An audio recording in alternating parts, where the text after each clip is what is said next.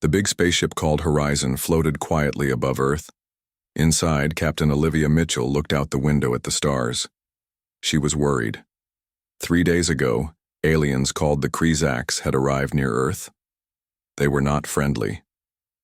Captain Mitchell was 42 years old. She had short brown hair and dark eyes that missed nothing. She had been captain of the Horizon for 5 years. Before that, she had fought in the Mars conflict. She knew what war looked like. The door to the observation room opened. Lieutenant Kevin Wright walked in. He was young, only 32, with light hair and a serious face. He carried a computer tablet. "Captain, the aliens have requested another meeting," Wright said. "Admiral Dawson wants you there." Mitchell nodded. "When?" "In 30 minutes. Conference room A." Mitchell took a deep breath. The first 2 meetings with the Krezaks had not gone well. The aliens were tall, with hard outer shells like insects. They had too many arms and eyes that shined like black glass. They spoke in clicks and hisses that the translation computers turned into words. Their message was simple. Humans should give up or be destroyed. "Have they changed their demands?" Mitchell asked. Wright shook his head. "No. They still think we are weak. They want Earth and all our planets." Mitchell walked with Wright through the long hallways of the ship. Other crew members moved out of their way. Everyone knew things were bad. "What does Admiral Dawson think?"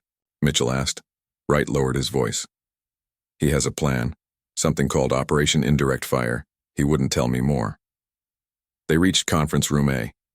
Inside, Admiral Frank Dawson was already waiting. He was older, with gray hair and a face that showed years of tough decisions. With him was Commander Alex Rodriguez, head of Special Operations. Rodriguez was tall and had sharp eyes that seemed to see everything. "Captain Lieutenant," Dawson said, "our guests will be here soon. Remember, let me do most of the talking." Mitchell nodded. She trusted Dawson. He had been fighting space battles since before she was born. The door opened again. 4 Krezaks aliens walked in. Their hard shells clicked against the floor. The leader was called Commander Vextar. His shell was darker than the others, with gold markings. "Humans," Vextar said. The translation computer made his clicks sound flat and cold. "Have you considered our offer?" Admiral Dawson smiled slightly. "We have. But before we give you our answer, we have questions." Vextar's head tilted. "Ask." "You say humans are weak. What makes you think so?" The alien's mouth parts moved in what might have been a smile. "We have studied you for years. We have watched your training, your wars, your sports. We know everything about how you fight." Another alien stepped forward. This one was smaller, with green markings. The computer said his name was Science Officer Zikrel. "Your weapons are inefficient," Zikrel said. "You use too much ammunition. Your accuracy rates are poor." Mitchell felt her face grow warm. The aliens were insulting them. But Dawson remained calm. "Perhaps you would like to see our training methods." "Up close," Dawson suggested. "Tomorrow we could show you how we prepare our soldiers." The aliens looked at each other. Their antennas moved as if they were talking without words. "We accept," Vextar finally said. "Though I doubt it will change our minds. Your species lacks the natural aiming ability our warriors have." "We will meet at the Earth station at 800 hours, Dawson said. "Captain Mitchell will escort you." The aliens left. When the door closed, Mitchell turned to Dawson. "Sir, they've seen our military records. They know all about our hit rates and training scores." Dawson's eyes had a strange light in them. "Yes, that's exactly what we want them to know."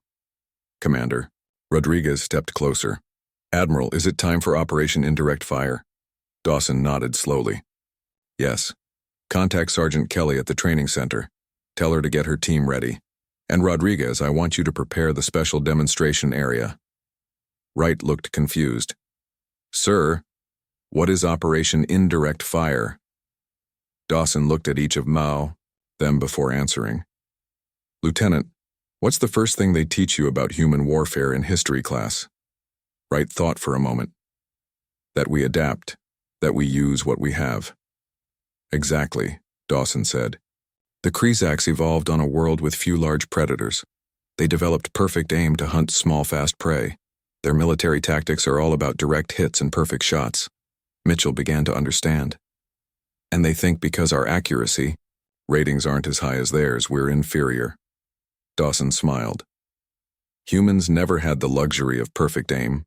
We evolved as pursuit predators and scavengers.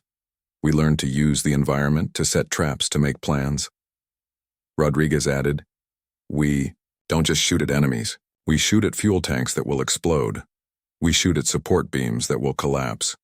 We shoot to make our enemies move where we want them. And the Krezaks don't understand this, Wright said slowly. No, Dawson said. Their culture values direct action above all. The idea of intentionally not shooting at your enemy would seem like weakness or stupidity to them. Mitchell thought about this. So Operation Indirect Fire is our way of showing them what humans can really do, Dawson finished. They've been watching our training exercises for years, but they've been watching the wrong things. Rodriguez checked his computer. The special training area is ready. Sergeant Kelly reports her team will be prepared by tomorrow morning. Dawson stood up. Good. Captain Mitchell, I want you and Lieutenant Wright to make sure our guests get a very special demonstration tomorrow. Later that night, Mitchell sat in her private room. She thought about what would happen the next day. The Krezaks thought humans were bad at shooting. They didn't know that sometimes not hitting your target was exactly what you wanted. Her computer beeped. A message from Lieutenant Wright appeared on the screen. Captain, I've been reading about the Krezaks. Their home world has almost no natural disasters. No earthquakes, no floods, no big storms. They never learned to deal with changing environments. Mitchell smiled. That explained a lot. She typed back. Then tomorrow will be quite educational for them. She looked out her window at Earth below. The blue planet spun quietly, unaware of the danger it was in. But Mitchell felt a new hope growing. Tomorrow, the aliens would learn an important lesson about humans. Sometimes the best way to win isn't to hit what you're aiming at. The next morning came quickly. Captain Olivia Mitchell woke up early and put on her clean uniform. Today was important. Today they would show the aliens something they had never seen before. The training center was a large building that used to be an airplane hangar. Sergeant Nancy Kelly was already there when Mitchell arrived with the aliens. Kelly was a tough woman with short red hair and many years of battle experience. She had chosen 10 soldiers for today's demonstration. Welcome to Training Facility 6, Kelly said to the aliens. She did not smile. These men and women are from different units. They will show you how humans train with weapons. Commander Vextar looked around the big room. His black eyes moved from side to side. The other 3 aliens with him clicked, their mouth parts together. They seemed amused. This is very basic, Vextar said.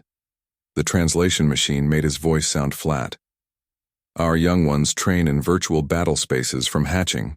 Admiral Dawson and Lieutenant Wright arrived just then. Dawson nodded to Kelly. Please begin the demonstration, Sergeant, he said. Kelly turned to her soldiers.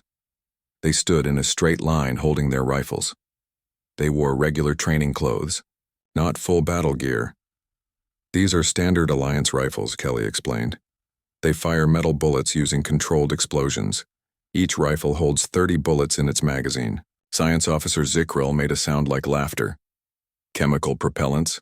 We have not used such weapons in thousands of years. Our energy weapons are much more efficient. Kelly ignored this comment. First demonstration will be stationary targets at 25 meters. She turned to her soldiers. Ready. Aim. Fire. The 10 soldiers raised their rifles. They fired at paper targets showing the shape of a person. The sound was very loud. The aliens did not seem bothered by the noise. When the shooting stopped, Kelly pressed a button. The paper targets moved closer so everyone could see them. Mitchell watched the aliens carefully. Their antennas twitched as they studied the results. Most bullets hit the paper, Vextar said. But few hit the center areas marked in red. Is this typical human accuracy? These are trained soldiers, Dawson said calmly. This is normal performance. The aliens made clicking sounds to each other. The translator couldn't catch what they said, but Mitchell could tell they were not impressed. "Let's try moving targets," Kelly said. She pressed another button. New targets appeared, these on small tracks that made them move from side to side. The soldiers fired again. The results were similar. They hit the targets, but not often in the most important areas. 73% hit rate, Zikrel announced, but only 24% in what you call kill zones. Our youngest warriors achieved 98% precision.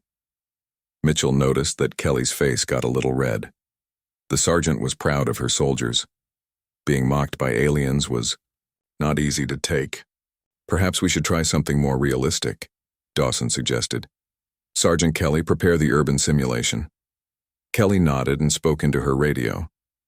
A few minutes later, part of the large room changed. Walls came up from the floor. Small buildings, cars, and other objects appeared. It looked like a small city. "This is our urban combat training area," Kelly explained. "Now the soldiers will work in teams. We have robots that will act as enemies." The soldiers split into 3 groups. They put on protective gear and special glasses that would show them things that weren't really there. The training exercise was part real and part virtual. "Begin Scenario 3, Kelly ordered. The soldiers moved into the fake city. Robot enemies appeared, moving between buildings. The soldiers took cover and began firing. Mitchell watched the aliens carefully. At first, the Krezaks seemed amused. Again. The humans were not hitting many enemies directly. They fired a lot of bullets, but few seemed to hit the robot targets. "So wasteful," Vextar said. "So inefficient." But after a few minutes, something changed. The aliens became less talkative. Their antennas moved more quickly. They were seeing something they didn't expect. Despite not hitting many robots directly, the human soldiers were winning. They moved from cover to cover. They worked together in ways the aliens didn't seem to understand. One soldier fired at a water tank near 3 robots. The tank broke and water poured out, shorting the robot's systems. Another soldier shot at the supports of a small bridge. It collapsed, blocking the path of several robots. "What are they doing?" Zikrel asked. He sounded confused. "Why do they not shoot at the enemies?" Dawson smiled slightly. "They are shooting at exactly what they want to hit." The exercise continued for 20 minutes. At the end, all robot enemies had been disabled. But the interesting thing was that very few had been hit directly by bullets. Instead, the soldiers had shot at the environment around them. They had changed the battlefield itself.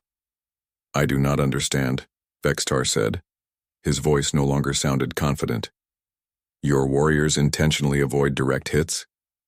"Sometimes," Dawson admitted. "Humans learned long ago that there are many ways to defeat an enemy.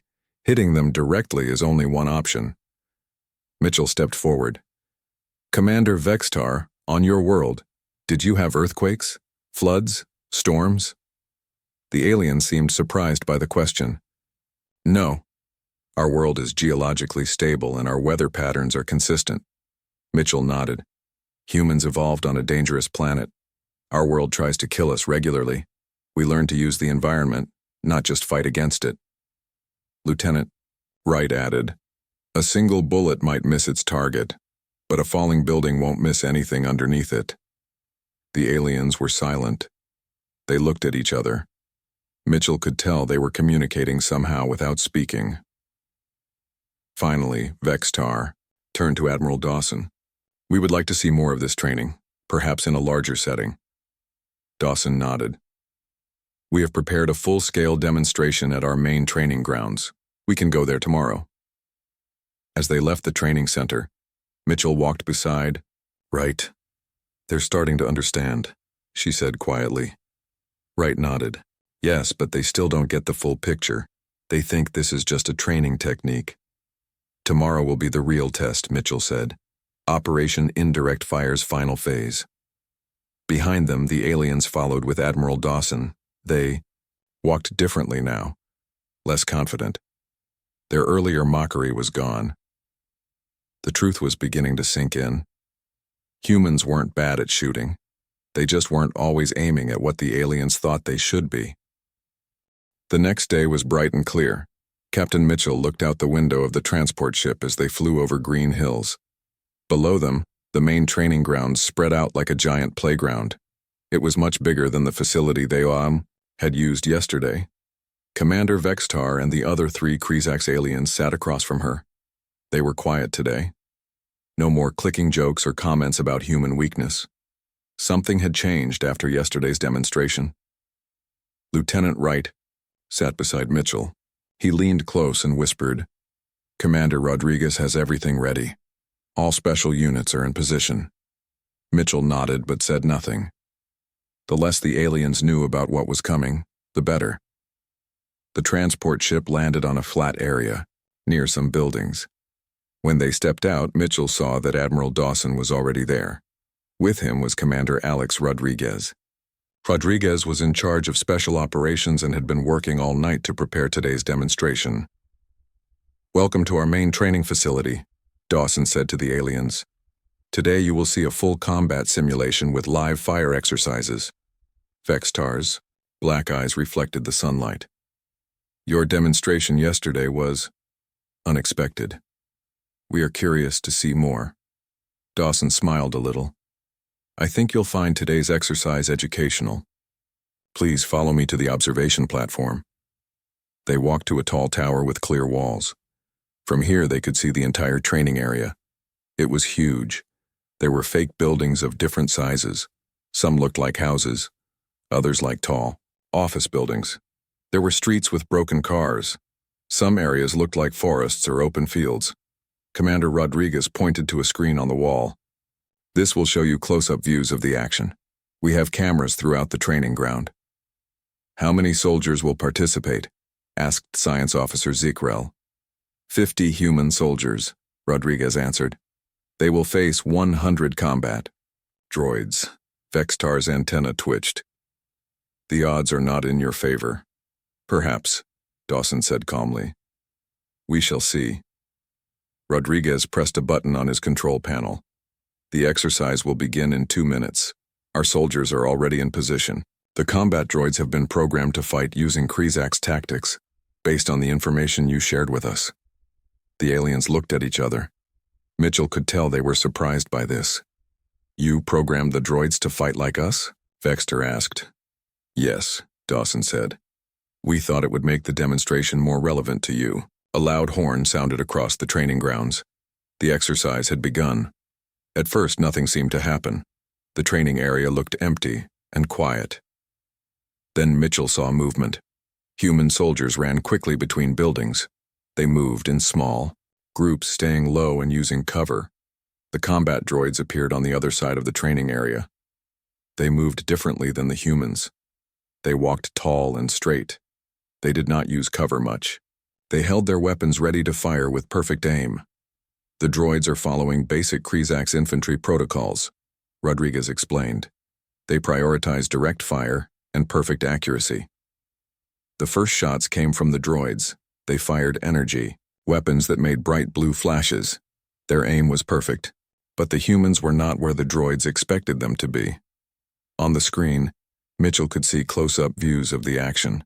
Human soldiers fired at strange targets. One group shot at fire hydrants near the droids. Water burst out, creating a wall of spray that blocked the droids' vision sensors. Another group fired at the tires of cars, making them roll downhill toward a group of droids. The droids shot at the cars with perfect aim, hitting them many times. But the cars kept rolling and crashed into them. "Your soldiers are not engaging the enemy directly," Zikrel observed. He sounded confused. "They are engaging," Wright explained. "Just not in the way you expected." As the exercise continued, the aliens became more and more quiet. Their antennas moved constantly as they tried to understand what they were seeing. The human soldiers worked together in ways that seemed to confuse the droids. They herded the droids into certain areas by making noises or creating distractions. Then they would change the environment to trap or disable the droids. One team fired at power lines, making them fall onto wet ground where droids were standing. The electrical surge disabled 6 droids at once. Another team shot at the supports of a walkway between buildings. When it collapsed, it took 10 droids down with it. "This is not conventional warfare," Vextar said finally. His voice had lost its mocking tone. Now he sounded worried. "No," Dawson agreed. "This is human warfare." After 30 minutes, the exercise was nearly over. The human forces had lost only 12 soldiers. The droids had lost 78, with the rest trapped or isolated. "But they barely hit any targets directly," Zikrel protested. "How is this possible?" Mitchell turned to the alien scientist. "You keep thinking of targets as enemies. We think of the entire battlefield as the target." Rodriguez brought up a new view on the screen. This showed heat signatures and energy readings. "Look, here," he said, pointing. "The human soldiers have been herding the remaining droids toward this area. They've been firing at these supports and connections for the past 10 minutes. As they watched, a human soldier fired 3 shots at what looked like a power junction. Then another soldier fired at a gas line. The combination created a chain reaction. A whole section of buildings began to collapse in a controlled way. The remaining droids were caught in the destruction. The exercise was over. The humans had won decisively. The observation room was very quiet. The aliens stood still, their outer shells reflecting the light from the screens. "Now do you understand?" Dawson asked gently. "Humans don't need perfect aim to be effective warriors. We use the environment as a weapon. We change the battlefield itself." Vextar turned to face the Admiral.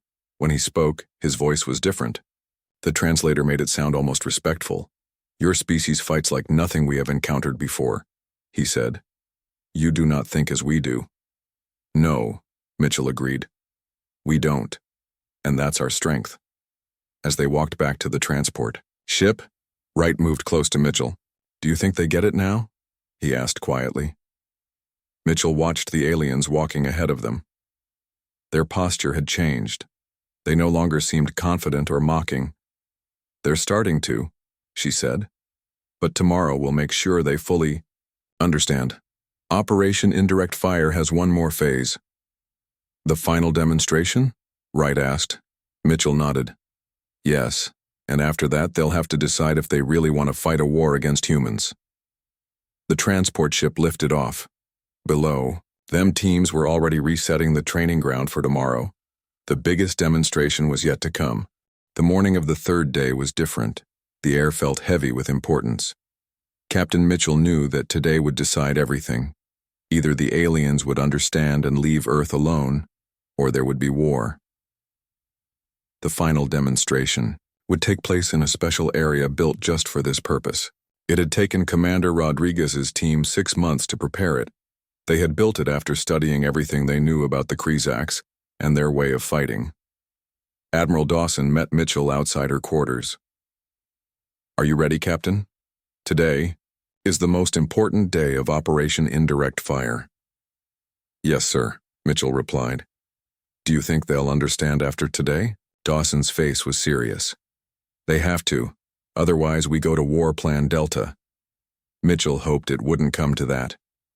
War Plan Delta meant real fighting, not demonstrations. It meant people would die. The transport ship took them to a different location this time. It was in a remote area surrounded by mountains. As they flew over it, Mitchell could see that it looked like a small city. But this wasn't just any training ground. This was special. When they landed, the aliens were quiet. No more jokes about human weakness. No more talk about surrendering. Commander Vexitar seemed thoughtful, maybe even worried. "What will we see today?" he asked as they walked to a new observation platform. "Today, you will see what would happen if your forces actually invaded Earth," Admiral Dawson said plainly. "No more simple demonstrations. Today is the real thing." Science Officer Zikrel's antennas twitched rapidly. "Real combat? With casualties?" "No," Commander Rodriguez explained. "The weapons are real, but they are loaded with special ammunition. It will not kill, but it will show exactly where real bullets would hit. And the explosions are at 20% normal power, enough to show the effect without causing death." The observation platform today was different. It had screens showing many different views of the fake city below. There were also screens showing body heat, energy readings, and other information. Lieutenant Wright operated the control panel. We have 200 human soldiers today. They are facing 300 combat droids programmed with your latest battle tactics. Vextar looked at the screens. The odds are still not in your favor. Numbers don't win battles, Mitchell said. Strategy does. Wright pressed a button. A deep horn sounded. The final demonstration had begun. At first, it looked like the previous day's exercise. Human soldiers moved carefully, using cover and staying hidden. The droids moved in their typical Krezak style, direct and confident. But today was different. Today, the humans seemed to be losing. The droids pushed forward, taking control of large parts of the fake city. Their perfect aim was deadly. Human soldiers fell back, seemingly unable to stop the alien advance. Your forces are retreating, Zikrel observed. He sounded relieved, as if the world was making sense again. Are they? Rodriguez asked quietly. Mitchell watched carefully. She knew what was really happening. The human forces weren't retreating. They were leading the droids exactly where they wanted them to go. After 20 minutes, the droids had taken control of the center of the city. They had established defensive positions in the tallest buildings. From there, they could see and shoot at anything that moved in the streets below. Your soldiers are trapped, Vextar said. They cannot advance without being seen and shot. Admiral Dawson smiled slightly. Watch. On the screens, they could see human soldiers in different parts of the city. They weren't trying to shoot at the droids in the buildings. Instead, they were doing something else entirely. Some were placing small devices on gas lines. Others were cutting power cables in specific places. Some were opening water mains, flooding certain streets and basements. What are they doing? Zikrel asked, confused. Changing the battlefield, Rodriguez answered. Suddenly, a series of small explosions happened throughout the city. Not where the droids were, but in seemingly random places. Power stations, water, systems, support structures. Then the real plan became clear. The tall buildings where the droids had set up their defenses began to shake. Their foundations had been weakened. The power went out, disabling elevators and electronic locks. Water flooded the lower floors. They're trapping us, Vextar said. Suddenly, he no longer said the droids, but us. He was seeing himself in this battle. Yes, Dawson confirmed. Your forces chose the positions that seemed strongest, but those were exactly the positions we wanted you to take. On the screens, they could see the droids trying to leave the buildings, but the exits had been blocked. Some tried to shoot their way out, but that only caused more damage to the already weakened structures. Then the human forces moved in. They didn't attack the droids directly. Instead, they controlled the environment around them. They cut off escape routes. They created obstacles. They herded the droids into smaller and smaller areas. This is not fair combat, Zikrel protested. This is not honorable. Mitchell turned to the alien scientist. This is survival.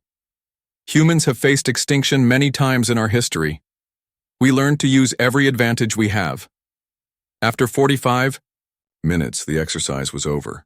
The human forces had lost 30 soldiers. The droids had all been captured or disabled. The observation room was completely silent. The aliens stood still, their hard outer shells reflecting the light from the screens. Finally, Vextar spoke. Your people do not fight as we expected. No, Admiral Dawson agreed. We don't. And now you need to make a decision, Commander Vextar. Will your people still demand our surrender? Will you still try to invade Earth? The alien commander looked at the other Krezaks. They seemed to communicate without speaking. We must discuss this with our leaders, Vextar said finally. What? We have seen changes things. Good, Dawson said. We will return to the horizon and wait for your decision. As they walked back to the transport ship, Lieutenant Wright moved close to Captain Mitchell. Do you think we convinced them? He asked quietly. Mitchell watched the aliens walking ahead of them. They moved differently now, no longer confident and superior. Now they seemed cautious, even respectful. I think so, she said. They finally understand that aiming isn't just about hitting what's right in front of you. Sometimes it's about changing the entire situation. And if they don't understand? Wright asked. Mitchell's face became serious. Then they'll learn the hard way. What they saw today was just a demonstration. In a real war, we wouldn't hold back. The transport ship took off, heading back to the horizon. Below them, the fake city stood partly destroyed, a warning of what could happen to real Krizak's forces if they chose to fight. The aliens had one day to make their decision. Peace or war. The choice was theirs now. The final day came. Captain Mitchell couldn't sleep the night before. She kept thinking about what would happen if the aliens chose war. How many people would die? Would Earth survive? She stood on the observation deck of the horizon, looking down at the blue planet below. Earth looked peaceful from space. No one down there knew how close they were to war or peace. Lieutenant Wright joined her. He looked tired too. "Any word from the Krizaks?" Mitchell asked. Wright shook his head. "Nothing yet. Their ship has been quiet all night. No communications at all." This worried Mitchell. What were the aliens thinking? Had the demonstrations worked, or had they just given away too many human secrets? Admiral Dawson entered the observation deck. With him was Commander Rodriguez. Both men looked serious. "Captain Lieutenant," Dawson said, "the Krizaks have requested a meeting. In 1 hour, in the main conference room." Mitchell felt her heart beat faster. "Do we know what they've decided?" "No," Dawson replied. "But be prepared for anything. If they choose war, we move immediately to War Plan Delta." The hour passed slowly. Mitchell reviewed everything in her mind. The 3 days of demonstrations, the looks on the aliens' faces as they slowly understood how humans really fought. Was it enough? When the time came, they gathered in the main conference room. Admiral Dawson sat at the head of the table. Mitchell, Wright, and Rodriguez sat along one side. The other side was empty, waiting for the aliens. The door opened. Commander Vextar entered with Science Officer Zikrel and 2 other Krizaks they hadn't seen before. These new aliens had different markings on their hard shells. One had red patterns, the other had blue and gold. "Admiral Dawson," Vextar said. "These are High Commander Zaxel and War Strategist Kivor. They have come from our main ship to give our response." The new aliens sat down. High Commander Zaxel, the one with red markings, spoke first. The translation computer made his clicking sounds into words. "We have reviewed all the demonstrations," he said. "We have also spoken with our Supreme Command." Mitchell held her breath. This was the moment that would decide everything. Zaxel continued. "When we first came to your solar system, we believed humans would be easy to defeat.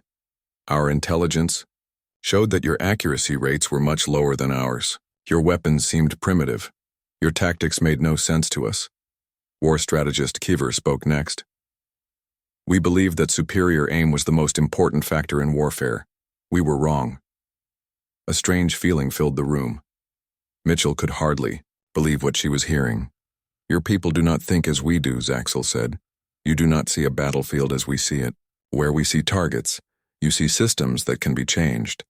Where we aim for the enemy, you aim for the environment that supports the enemy." Kivor added, "It is a way of thinking we had not considered. It is impressive." Admiral Dawson's face remained calm, but Mitchell could see hope in his eyes. "And what have you decided?" Dawson asked. High Commander Zaxel's black eyes seemed to study each human face before he answered. "The Krizak's empire will not go to war with Earth or any human colony," he said finally. "We are withdrawing our forces from your solar system." The relief in the room was so strong that Mitchell could almost touch it. Wright let out a breath he had been holding. Rodriguez closed his eyes briefly. Even Dawson seemed to relax a little. "A wise decision," Dawson said. "Earth has no desire for war with the Krizaks, but Zaxel wasn't finished. There is more. Our Supreme Command has authorized me to offer something else, an alliance." This was unexpected. Mitchell looked at Dawson, whose eyebrows had gone up, in surprise. "An alliance?" Dawson repeated. "Yes," Zaxel confirmed. "Our 2 species think differently. We have skills you lack. You have perspectives we need. Together, we would be stronger than either alone." Science Officer Zikrel spoke up. Your indirect approach to problems would benefit our people greatly, and our technology could help yours. Admiral Dawson looked thoughtful. This is not a decision I can make alone. I would need to speak with Earth's government. Of course, Zaxel agreed. We will wait for your response. After the meeting ended and the aliens left, the humans remained in the conference room. They could hardly believe what had happened. From invasion to alliance in 3 days, Wright said, shaking his head in wonder, all because they finally understood we weren't missing our targets. We were just aiming at different ones, Rodriguez added with a smile. Admiral Dawson turned to Mitchell. Captain, I want you to take this proposal to Earth. You saw everything. From the beginning, you can explain it best. Mitchell nodded. Yes, sir. When do I leave? Immediately, Dawson said. This could be the beginning of something important. Later, as Mitchell prepared for her trip to Earth, Wright came to see her. What do you think will happen, he asked. Will Earth accept the alliance? Mitchell thought about it. I think they will. The Krezaks learned something important about humans, but we also learned something about them. What's that? Wright asked. That they can change their minds, Mitchell said. That they can admit when they're wrong. That's rare in any species. Wright nodded. Do you think they'll ever understand us completely? Mitchell smiled. Probably not, and we'll never fully understand them. But that's what makes an alliance valuable. Different perspectives working together. As her shuttle prepared to leave the horizon, Mitchell looked out at the stars. The Krezak's ship floated in the distance, no longer a threat, but a potential friend. She thought about how everything had changed because of a simple misunderstanding. The aliens had mocked human shooting because they didn't understand what humans were really aiming at. Sometimes the most important targets weren't the obvious ones. Sometimes you had to look at the bigger picture. That was something humans had learned through thousands of years of survival on a dangerous planet. And now that lesson might lead to peace among the stars. The shuttle's engines started. It was time to go to Earth with the news. A potential war had been avoided not through superior firepower but through understanding.